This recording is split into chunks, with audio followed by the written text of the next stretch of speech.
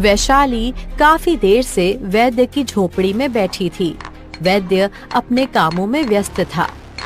वैद्य जी, मैं कितनी देर से यहाँ पर बैठी हूँ, मेरी सहायता कीजिए।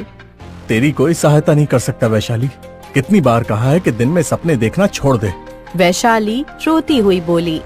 कोई तो उपाय होगा। मोहल्ले की सारी औरतें मुझे बांझ कहकर चिढ़ाती है। मेरे विवाह को 15 वर्ष से अधिक हो गए हैं, लेकिन अभी तक कोई संतान नहीं हुई। कोई तो ऐसी जड़ी बूटी होगी जिससे मुझे संतान की प्राप्ति हो सके।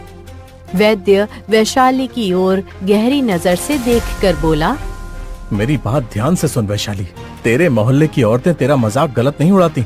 तो वास्तव में बांझ है और बांझपन का कोई इलाज नहीं है। तूने अपनी जिद के कारण अपने पति को कर्ज में डुबो दिया।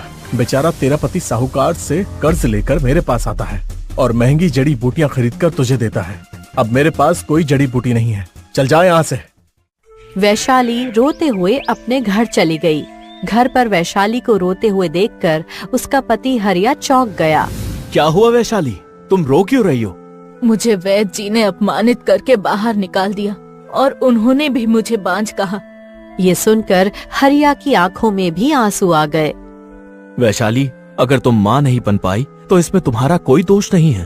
अब तुम वैद्य के पास मत जाना, केवल भगवान से प्रार्थना करना। इतना कहकर हरिया घर से बाहर निकल गया।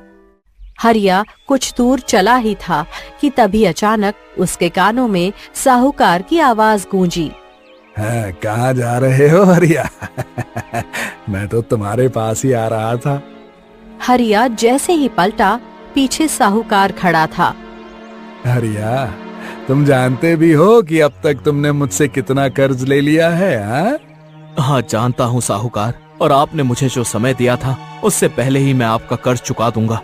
याद रखना, कर्ज समय पर लौटा देना, नहीं तो मुझसे बुरा कोई नहीं होगा। इतना कहकर साहूकार वहाँ से चला गया और हरिया अपने काम पर चला गया। शाम को हरिया वापस लौट आया। क्या रास्ते में साहूकार ने कर्ज चुकाने के लिए कुछ कहा? हाँ। तो वैद्य जी सही कह रहे थे। मैंने ही अपनी जिद के कारण आपको कर्ज में डाल दिया। अपने आप को दोषी मत समझो वैशाली, इसमें तुम्हारी कोई गलती नहीं है। मुझे तुम्हारे बांझपन का इलाज कराना था और मेरे पास धन नहीं था, इसलिए मैंने साहूकार से कर्ज लिया जो कि मैं चुका दूंगा। इसमें इतना सोचने की कोई जरूरत नहीं है। अपने पति की बात सुनकर वैशाली चुप हो गई। खाना खाकर दोनों पति पत्नी सो गए। रात के समय अचानक वैशाली की दर्द भरी आवाज सुनकर हरिया चौंक कर उठ बैठा। सामने का दृश्य देखकर उसकी आंखें आश्चर्य से फैल गई। वैशाली, तुम्हारा पेट अचानक से बड़ा कैसे हो गया? ऐसा लग रहा है जैसे तुम्हारी कोख में 9 महीने का बच्चा हो। मुझे नहीं पता, मैं तो सो रही थी। अचानक दर्द से मेरी आंखें खुल गई और मैंने देखा कि मेरा पेट बड़ा हो गया है। तुम चिंता मत करो, मैं अभी किसी को बुला कर लाता हूँ। हरिया जैसे ही बाहर निकला, तभी उसके कानों में नवजात कन्या के रोने की आवाज गूंजी। हरिया तुरंत वापस अंदर दौड़ा। अंदर जाकर उसने देखा कि वैशाली ने एक सुंदर नवजात कन्या को जन्म दिया था। ये कैसे संभव हो सकता है? ये तो बड़ा ही विचित्र दृश्य है। वैशाली उस नवजात कन्या को देख रही थी। उसकी आंखों में माँ की ममता साफ झलक रही थी।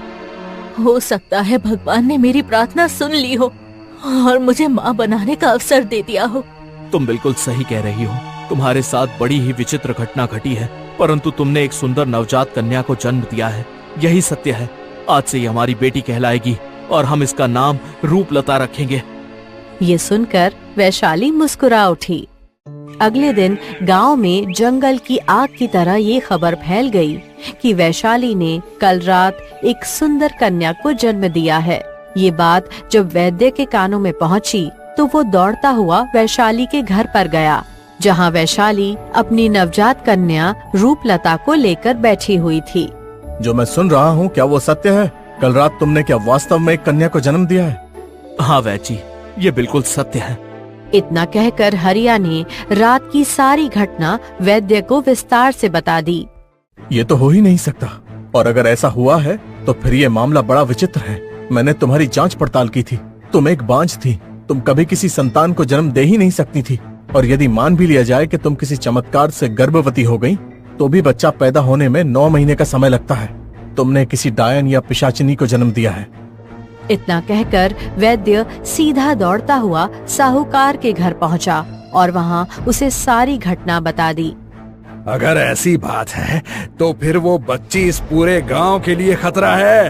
बड़ी होकर वो भूतनी बनकर सारे गांव को खा जाएगी। साहूकार वैद्य के साथ तुरंत हरिया के घर जा पहुंचा। हरिया, तेरी पत्नी ने जिस पुत्री को जन्म दिया है वो जरूर कोई पिशाचिनी है। उसे हमारे हवाले कर दे, हम उसे मार डालेंगे। ये क्या बात कर रहे हो साहूकार? वो मेरी बेटी है और मैं अपनी बेटी को तुम्हारे हवाले हरगिज नहीं करूंगा। तो फिर ठीक है, अपनी बेटी और पत्नी को लेकर इस गांव से मुंह काला करके निकल जा, नहीं तो मैं तुझे धक्के देकर इस गांव से बाहर निकाल दूंगा। साहूकार, मुझ पर तरस खाओ। मैं अपनी बीवी और बच्ची को लेकर इस गांव से कहां जाऊंगा? कहीं भी जा, और मेरे हिसाब से तो जंगल में जाकर ही मर, लेकिन ये गांव छोड़ दे। साहूकार ने हरिया और उसकी पत्नी तथा नवजात कन्या को गांव से धक्के मारकर बाहर निकाल दिया। वैशाली रोती हुई एक जंगल में बैठ गई। बरसों बाद मुझे संतान सुख की प्राप्ति हुई। लगता है गांव में किसी को भी हमारी खुशहाली रास नहीं आई। तुम चिंता मत करो, मैं तुम्हारे साथ हूँ। वो सामने जो तालाब दिख रहा है, हम वहीं पर एक झोपड़ी बनाकर रहेंगे। हमें अब उस संसार में जाने की कोई आवश्यकता नहीं जिसने हमें अपमानित किया हो। हरिया ने तालाब के किनारे एक सुंदर झोपड़ी बनाई और अपनी पत्नी वैशाली व पुत्री रूपलता के साथ वहीं रहने लगा। समय यूं ही बीतने लगा और रूपलता 5 वर्ष की हो गई। एक दिन हरिया अपनी पत्नी वैशाली से बोला, मैं जंगल में लकड़ियां काटने के लिए जा रहा हूँ, शाम तक आ जाऊंगा।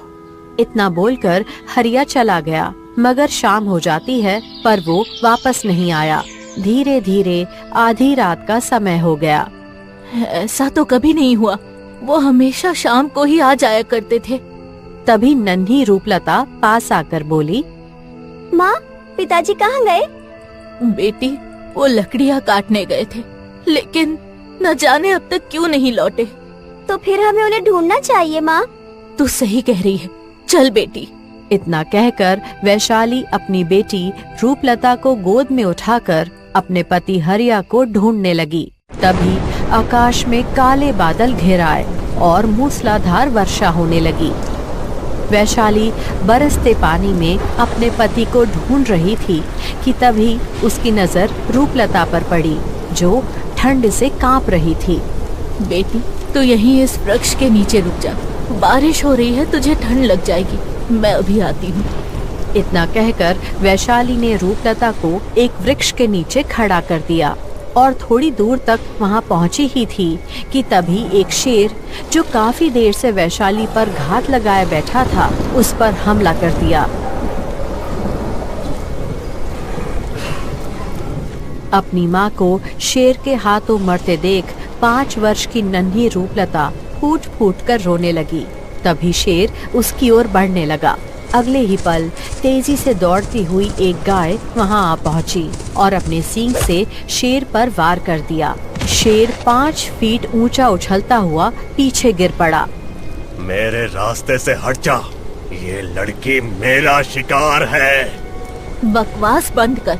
आज दोपहर में ही तूने किसी इंसान को मार कर खाया है। जरूर वो इसका पिता ही होगा, जो हमेशा यहाँ लकड़ियाँ काटने आता था। तूने इस लड़की को अनाथ कर दिया। अगर मेरे रास्ते से नहीं हटी तो मैं तुझे मार डालूंगा। तभी दूसरी ओर से एक बैल वहां आ पहुंचा और शेर को बुरी तरह से अपने सींग से मार दिया। शेर के मुंह से रक्त निकलने लगा। ये गाय और बैल तो बहुत ही ताकतवर है, अगर इनसे और झगड़ा किया तो मेरा अंत तय है। मुझे यहाँ से भाग जाना चाहिए। शेर वहां से भाग गया। रूपलता फूट फूट कर रोने लगी। तभी वहां पर गाय आई और रूपलता से बोली, रो मत बेटी, सब नियति का खेल है। शायद तुम्हारे माँ और पिता का अंत किसी शेर के हाथों ही लिखा था। नियति को कोई नहीं बदल सकता। जो भी हो, इसकी उम्र बहुत कम है। ये लड़की अब अनाथ हो गई है। ये सुनकर गाय उदास हो गई और रूपलता के पास जाकर बोली, मैं जानती हूँ कि तुम्हारे लिए ये दुख बहुत बड़ा है। इतनी कम उम्र में तुम्हारे माँ और पिता का साया तुम्हारे सिर से उठ गया, परंतु न जाने क्यों तुम्हें देखकर मेरे मन में ममता उमड़ रही है। तुम्हारा क्या नाम है? मेरा नाम रूपलता है। चिंता मत करो रूपलता, अपने आप को अकेला मत समझो। आज से मैं तुम्हारी माँ हूँ और ये तुम्हारे पिता है। चलो हम तुम्हें अपने घर पर ले चलते हैं। ये जगह खतरों से भरी हुई है। गाय रूपलता को उठाकर अपने पति बैल के साथ गुफा के अंदर ले आई। रूपलता फिर से अपनी माँ और पिता को याद करके रोने लगी। तुम्हारा चेहरा बता रहा है कि तुम बहुत भूखी भी हो। गाय अपने पति बैल से बोली, जाओ जंगल से कुछ फल ले आओ। बैल तुरंत गुफा से बाहर निकल गया और कुछ देर बाद अपने मुंह में ताजे फल लेकर लौटा। उसने वो फल रूपलता के सामने रख दिए। बेटी, पहले ये खाकर अपनी भूख शांत कर लो। रूपलता वास्तव में सुबह से भूखी थी और वो तुरंत फलों को खाने लगी। कुछ देर बाद वो सो गई। समय यूं ही बीतता गया। रूपलता, गाय और बैल के बीच परिवार जैसा संबंध बन गया और देखते ही देखते 15 वर्ष बीत गए। रूपलता अब 20 वर्ष की सुंदर युवती बन चुकी थी, जो अपने जंगल के पक्षियों और प्राणियों की भाषा समझने लगी थी। एक दिन रूपलता तालाब के किनारे बैठी हुई थी। तभी वहाँ एक पक्षी उड़ता हुआ आया और बोला, अरे रूपलता, तुम यहाँ बैठी हो? तुम्हें पता है हमारे जंगल में एक मनुष्य भी रहता है। मनुष्य? हमारे जंगल में? हाँ रूपलता, लेकिन वो कोई साधारण मनुष्य नहीं है। वो एक बहुत पहुँचे हुए साधु है। तो फिर मैं साधु महाराज से मिलना चाहती हूँ। क्या तुम मुझे बता सकते हो कि वो कहाँ रहते हैं? यहाँ से कुछ दूर एक सुंदर झरने के पास रहते हैं। वहाँ का दृश्य बहुत ही सुंदर है। तो फिर मैं अपनी माँ से पूछ कर आती हूँ। रूपलता तुरंत गाय के पास गई और बोली, माँ, मेरा मित्र पक्षीराज बता रहा था कि यहाँ से कुछ दूर एक मनुष्य रहता है, जो कि एक बहुत पहुँचे हुए साधु है और वहाँ का दृश्य भी बहुत सुंदर है। मैं हमेशा झरने के पास जाना चाहती थी, लेकिन आप मुझे कहीं जाने ही नहीं देती थी। क्या मैं साधु महाराज से मिल सकती हूँ? बिटिया, तुम्हें हम सिर्फ इस वजह से वहाँ नहीं जाने देते थे क्योंकि यहाँ कुछ बड़े ही खतरनाक जानवर रहते हैं, जैसे वो शेर जिसने तुम्हारे माता पिता को मार डाला था। लेकिन अब तुम बड़ी हो गई हो, अपनी सुरक्षा खुद कर सकती हो क्योंकि तुमने अपना पूरा जीवन जंगल में बिताया है। अगर कोई और मनुष्य होता तो मैं मना कर देती, लेकिन वो साधु महाराज हैं, तो तुम जाकर उनसे मिल सकती हो। ये सुनकर रूपलता प्रसन्न हो गई और पक्षी के साथ उस स्थान पर चल दी जहाँ साधु महाराज बैठे थे। रूपलता पक्षी से बोली, ये दृश्य कितना सुंदर है। मैंने कहा था ना रूपलता। रूपलता साधु के पास पहुँची। साधु ने अपनी आंखें खोली और मुस्कुराते हुए रूपलता को देखकर बोले, तुम्हारा नाम क्या है कन्या? मेरा नाम रूपलता है। तुम कहाँ रहती हो? मैं जंगल में रहती हूँ, अपनी माँ और पिता के साथ। साधु ने अपनी आंखें बंद कर ली। कुछ देर बाद आंखें खोलकर विचित्र अंदाज में बोले, समय नजदीक है रूपलता, तुम्हारे जंगल के दिन अब समाप्त होने वाले हैं। ये सुनकर रूपलता चौंक गई और उठकर खड़ी हो गई। वो पक्षी के साथ वापस गुफा की ओर लौट गई। गुफा में पहुंचकर रूपलता ने अपनी माँ को साधु के बारे में बताया। तभी वहाँ बैल भी आ गया। उस साधु ने तुमसे ये कहा कि तुम्हारे जंगल के दिन समाप्त होने वाले हैं। इसका मतलब है कि वो कोई खतरनाक साधु है। अब तुम वहाँ मत जाना। जैसी आपकी आज्ञा पिताजी। समय ऐसे ही बीतता गया। उधर प्रतापगढ़ का राजकुमार सूरज गहरी सोच में अपने महल के बागीचे में बैठा हुआ था। तभी वहाँ राज्य का मंत्री आ पहुँचा। राजकुमार, काफी देर से देख रहा हूँ कि आप बगीचे में बैठे हुए गहरी सोच में गुम हैं। क्या सोच रहे हैं आप? मंत्री ने राजकुमार सूरज की ओर देखा तो उसकी आंखों में आंसू थे। अरे राजकुमार, आप तो रो रहे हैं। एक राजकुमार की आंखों में आंसू शोभा नहीं देते। अगर किसी ने देख लिया तो क्या सोचेगा? तुम तो जानते हो मंत्री, जब से माँ और पिताजी लापता हुए हैं तब से इन आंखों में आंसू ही है। ये बात अलग है कि मैं सबके सामने नहीं बल्कि अकेले में इन आंखों को बहा लेता हूँ। जब आंसू बह जाते हैं तो मन का बोझ हल्का हो जाता है। राजकुमार सूरज, हमने आपकी माँ और पिताजी को कहाँ नहीं तलाशा, पर विश्वास कीजिए उनका कहीं कोई पता नहीं चला। मंत्री जी, जिस समय माँ और पिताजी लापता हुए थे उस समय मैं केवल 5 वर्ष का था। मुझे यही बताया गया कि माँ और पिताजी शिकार खेलने जंगल गए थे, लेकिन फिर कभी लौटकर नहीं आए। मंत्री गहरी सोच में डूब गया। ये बात सत्य है कि तुम उस समय काफी छोटे थे। ये भी सत्य है कि तुम्हारी माँ और पिताजी शिकार खेलने जंगल गए थे और फिर कभी महल वापस आए ही नहीं।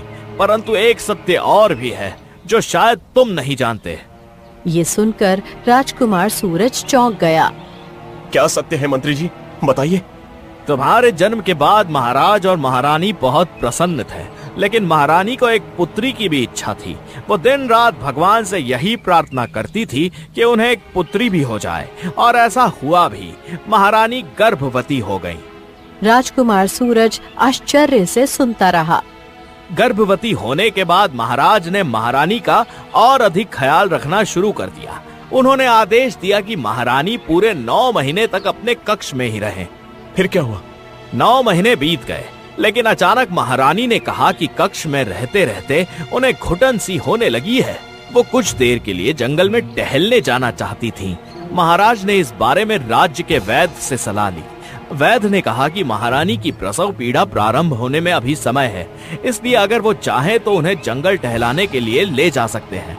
महाराज वैसे भी शिकार पर जाने वाले थे, तो वो इसीलिए महारानी को भी साथ ले गए और फिर कभी लौटकर वापस नहीं आए। राजकुमार सूरज के चेहरे पर और अधिक उदासी छा गई। अगर माँ जंगल जाने की जिद न करती तो शायद मेरी एक बहन भी होती। आप तो जानते हैं मुझे एक बहन की कितनी इच्छा है। जब भी किसी बहन को अपने भाई के हाथों पर राखी बांधते देखता हूँ तो मन में बड़ा मलाल आता है कि काश मेरी भी एक बहन होती। इतना बोलते बोलते राजकुमार सूरज की आंखों में आत्मविश्वास आ गया। मंत्री जी, उस समय मैं छोटा था, इसलिए माँ और पिताजी की तलाश में नहीं जा पाया, परंतु अब मैं बड़ा हो गया हूँ। मैं उनकी तलाश में जंगल अवश्य जाऊंगा। मंत्री ने बहुत मना किया, पर राजकुमार नहीं माना। अगले दिन राजकुमार सूरज घने जंगल की ओर रवाना हो गया। जंगल में भटकते भटकते काफी समय बीत गया। उसे प्यास लगने लगी। तभी उसकी नजर एक झरने पर पड़ी। राजकुमार सूरज घोड़े से उतरकर झरने के पास गया और पानी पीने लगा। तभी उसके कानों में एक साधु की आवाज टकराई। कौन हो तुम? राजकुमार ने पलटकर देखा तो पीछे एक साधु खड़ा था। मेरा नाम राजकुमार सूरज है और मैं प्रतापगढ़ का राजकुमार हूँ। तुम्हारे चेहरे पर ये उदासी कैसी है? न जाने क्यों मुझे ऐसा लग रहा है कि आपको मन का दुख बता देना चाहिए। वैसे भी आप साधु महाराज हैं। इतना कहकर राजकुमार सूरज ने सारी घटना साधु को बता दी। साधु रहस्यमयी अंदाज में मुस्कुराया। अगर तुम जंगल तक आ ही गए हो तो समझो नियति तुम्हें खींच लाई है। समय नजदीक है, तुम्हारे दुख समाप्त हो जाएंगे। इतना कहकर साधु वहाँ से चला गया। राजकुमार सूरज को साधु की बात कुछ समझ में नहीं आई। कुछ देर बाद वो अपने महल की ओर लौटने लगा। रास्ते में अचानक घोड़ा फिसल गया और राजकुमार जमीन पर गिर पड़ा। जैसे ही उसने उठने की कोशिश की तो वो लड़खड़ाते हुए गिर पड़ा। उसके पैर में भयंकर मोच आ गई। ये क्या हो गया? लगता है मेरे पैर में भयंकर मोच आ गई है। अब तो रात होने वाली है। अगर किसी जंगली जानवर ने मुझे देख लिया तो मैं न भाग पाऊंगा और न ही आक्रमण कर पाऊंगा। तभी वहाँ एक सुंदर युवती आ पहुँची। वो रूपलता थी। कौन है आप? इस जंगल में तो कोई मनुष्य नहीं आता। मैं राजकुमार सूरज हूँ। जंगल में घूमने आया था। अचानक मेरा घोड़ा फिसल गया और मैं गिर गया। उठने का प्रयास किया लेकिन उठ नहीं पाया। लगता है मेरे पैर में मोच आ गई है। चिंता मत कीजिए, मैं कुछ जड़ी बूटियाँ जानती हूँ जिससे आपके पैर की मोच कुछ ही समय में ठीक हो जाएगी। इतना कहकर रूपलता वहाँ से चली गई और कुछ जड़ी बूटियाँ लेकर थोड़ी देर बाद वापस आ गई। उसने राजकुमार के पैर में उसका लेप लगाना शुरू कर दिया। कुछ ही समय में उसकी मोच पूरी तरह ठीक हो गई और वो उठकर खड़ा हो गया। अगर तुम नहीं आती तो शायद मैं किसी जंगली जानवर का शिकार बन गया होता। रूपलता मुस्कुरा दी। क्या नाम है तुम्हारा? मेरा नाम रूपलता है। तुम इस घने जंगल में क्या कर रही हो? मैं तो जंगल में ही अपने माँ और पिताजी के साथ रहती हूँ। राजकुमार सूरज रूपलता को गौर से देखने लगा। तुमने मेरे पैर की मोच सही की है और मेरी सेवा की है, भले ही वो कुछ देर की ही क्यों ना हो, बिल्कुल एक बहन की तरह। क्या मैं तुम्हें अपनी बहन बना सकता हूँ? क्या तुम मुझे भाई कहकर बुला सकती हो? क्यों नहीं? राजकुमार सूरज घोड़े पर चढ़ गया। मैं कल फिर यहाँ आऊंगा और तुम्हारे माता पिता से भी मिलूंगा। इतना कहकर राजकुमार वहाँ से चला गया। रूपलता अपने घर लौट आई और सारी घटना अपनी माँ गाय को बताने लगी। माँ, अच्छा हुआ मैं समय पर पहुँच गई, नहीं तो बेचारे उस राजकुमार का क्या होता। ये अच्छा हुआ कि राजकुमार ने तुम्हें बहन बना लिया। वो राजकुमार जरूर मन का बहुत अच्छा होगा।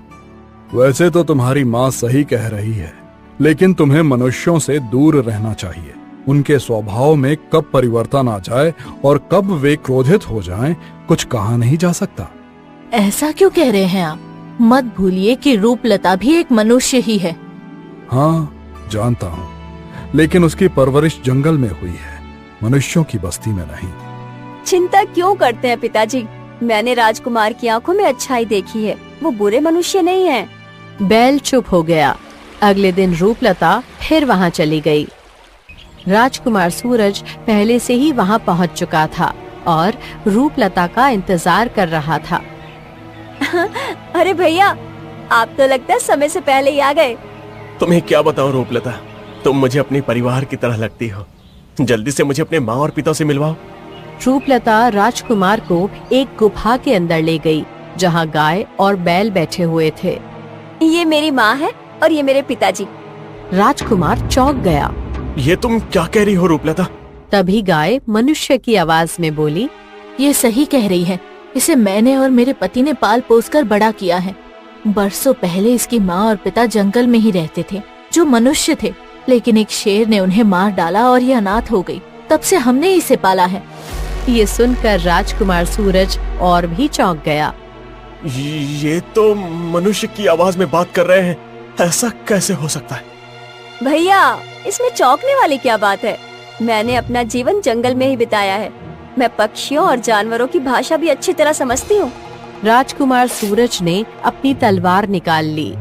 पक्षियों की भाषा समझना एक बात है, लेकिन जब कोई मनुष्य गाय और बैल को माँ बाप कहे और वो मनुष्य की भाषा में बात करे, तो ये संभव नहीं हो सकता। ये जरूर कोई पिशाच या राक्षस है। इन्हें संसार में रहने का कोई अधिकार नहीं। राजकुमार गाय पर तलवार चलाने ही वाला था। उसी क्षण रंग बिरंगी किरणों के साथ वही साधु प्रकट हो गया, जो राजकुमार सूरज और रूपलता दोनों को पहले ही मिल चुका था। साधु को देखकर रूपलता चौंक गई। आप तो वही साधु हैं जिन्होंने मुझसे कहा था कि मेरा जंगल का समय समाप्त होने वाला है। आप तो वही हैं जो मुझे झरने के पास मिले थे। तुम जिन्हें मारने जा रहे थे, क्या जानते हो वो कौन है? कौन? वो कोई और नहीं बल्कि तुम्हारे ही सगे माता पिता हैं, जो वर्षों पहले जंगल में शिकार के लिए आए थे और फिर कभी वापस नहीं लौटे। इतना कहते ही साधु की आंखों से रंग बिरंगी किरणें निकलने लगीं और अगले ही पल गाय एक सुंदर रानी सुकन्या में परिवर्तित हो गई और बैल एक तेजस्वी राजा विक्रम में। माँ और पिताजी, आप? और तुम्हारे सामने जो रूपलता खड़ी है, क्या तुम जानते हो वो कौन है? कौन?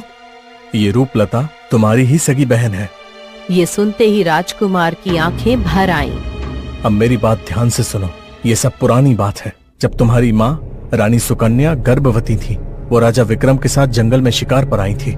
रानी सुकन्या एक स्थान पर खड़ी थी और राजा विक्रम सावधानी पूर्वक शिकार ढूंढ रहे थे।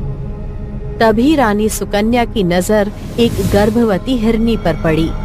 मुझे इस हिरनी की खाल चाहिए। क्या कह रही हो सुकन्या? एक गर्भवती हिरनी की खाल का क्या करोगी? मैं उसे महल में लगवाऊंगी। वो हमारी दीवारों की शोभा बढ़ाएगी।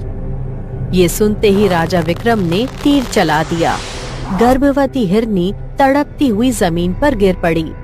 तभी दूर से एक तपस्वी साधु वहां आ पहुंचा, जो इस दृश्य को देख रहा था।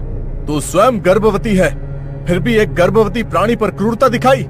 तुझे माँ बनने का कोई अधिकार नहीं है। तेरी कोख में जो कन्या है वो इसी क्षण गायब हो जाएगी। तेरी पुत्री कहीं और जन्म लेगी, एक ऐसी स्त्री की कोख में जो निर्धन होगी, त्यागी होगी। उसका नाम वैशाली होगा। तुरंत ही रानी सुकन्या का बड़ा पेट गायब हो गया। उनके गर्भ की संतान रूपलता वैशाली की कोख में स्थानांतरित हो गई। रानी सुकन्या साधु के चरणों में गिर पड़ी। मुझे क्षमा करे साधु महाराज, मुझसे बहुत बड़ी भूल हुई है। श्राप तो वापस नहीं होगा, लेकिन पश्चाताप का मार्ग खुला रहेगा। तुम दोनों की याददाश्त चली जाएगी और तुम दोनों इसी समय जानवरों में परिवर्तित हो जाओगे, एक गाय और एक बैल के रूप में। साधु के इतना कहते ही रानी सुकन्या और राजा विक्रम गाय और बैल में परिवर्तित हो गए। साधु गाय बैल की ओर देखकर बोला, मगर तुम मनुष्य की भाषा तो समझ सकोगे और बोल सकोगे, लेकिन तुम्हें याद नहीं रहेगा कि तुम कभी मनुष्य भी थे। इतना बोलकर साधु चुप हो गया। फिर कुछ देर बाद राजकुमार सूरज की ओर देखकर बोला, रूपलता ने मेरे शाप की वजह से अपनी माँ की कोख से गायब होकर वैशाली नाम की एक गरीब बांझ स्त्री की कोख से जन्म लिया, और जन्म लेते ही वैशाली और हरिया को समाज ने बहिष्कृत कर दिया। वो जंगल में बस गए। शेर ने उन्हें मार डाला और नियति ने रूपलता को फिर से अपने सच्चे माता पिता गाय और बैल के रूप में लौटा दिया। फिर नियति ने तुम्हें जंगल की ओर खींचा, अपनी सगी बहन से मिलाया, और आज ये रहस्य खुल गया। अब रानी सुकन्या और राजा विक्रम, तुम्हारा पश्चाताप पूर्ण हुआ। तुम्हारा परिवार अब पूर्ण हो चुका है। इतना कहकर साधु रंग बिरंगी किरणों से गायब हो गया। राजा विक्रम, रानी सुकन्या, राजकुमार सूरज और राजकुमारी रूपलता सभी महल लौट आए।